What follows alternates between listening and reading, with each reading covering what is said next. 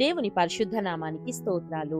ఈ రోజున యెషయా గ్రంథము 64వ అధ్యాయము. ఈ అధ్యాయములో 12 వచనాలున్నాయి.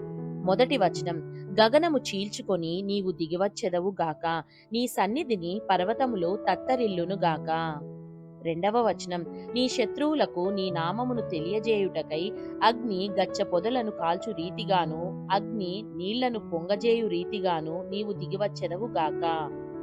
మూడవ వచనం, జరుగునని మేమనుకొనని భయంకరమైన క్రియలు నీవు చేయగా అన్యజనులు నీ సన్నిధిని కలవరపడుదురుగాక, నీవు దిగివచ్చెదవుగాక, నీ సన్నిధిని పర్వతములు తత్తరిల్లునుగాక.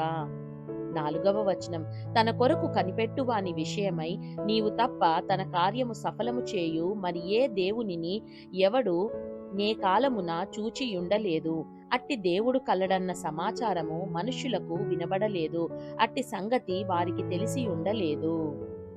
ఐదవ వచనం, నీ మార్గములను బట్టి నిన్ను జ్ఞాపకము చేసుకొనుచు సంతోషముగా నీతిని అనుసరించు వారిని నీవు దర్శించుచున్నావు. చిత్తగించుము, నీవు కోపపడితివి, మేము పాపులమైతిమి, బహుకాలము నుండి పాపములలో పడియున్నాము, రక్షణ మాకు కలుగునా. ఆరవ వచనం, మేమందరము అపవిత్రుల వంటి వారమైతిమి, మా నీతి క్రియలన్నీయు మురికి గుడ్డవలే నాయను, మేమందరము ఆకువలే వాడిపోతిమి, గాలివాన కొట్టుకొని పోవునట్లుగా మా దోషములు మమ్ములను కొట్టుకొని పోయెను. ఏడవ వచనం, నీ నామమును బట్టి మొర్రపెట్టు వాడొకడునూ లేకపోయెను, నిన్ను ఆధారము చేసుకొనుటకై తన్ను తాను ప్రోత్సాహపరుచుకొను వాడొకడునూ లేడు, నీవు మాకు ముఖము చాటు చేసుకొంటివి, మా దోషముల చేత నీవు మమ్మును కరిగించియున్నావు.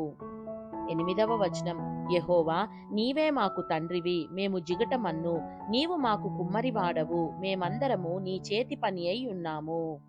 తొమ్మిదవ వచనం, యెహోవా అత్యధికముగా కోపపడకుము, మేము చేసిన దోషమును నిత్యము జ్ఞాపకము చేసుకొనుకుము, చిత్తగించుము, చూడుము, దయచేయుము, మేమందరము నీ ప్రజలమే గదా. పదవ వచనం, నీ పరిశుద్ధ పట్టణములు బీటి భూములాయెను, సియోను బీడాయెను, యెరూషలేము పాడాయెను.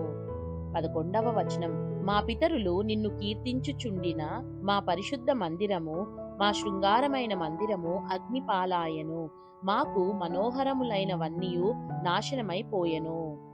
12వ వచనం, యెహోవా వీటిని చూచి ఊరకుందువా, మౌనముగా నుందువా, అత్యధికముగా మమ్మును శ్రమపెట్టుదువా. దేవుడు చదవబడిన పరిశుద్ధ వాక్యాన్ని మనందరి వినికిడిలో దీవించి మనల్ని ఆశీర్వదించునుగాక. ఆమేన్.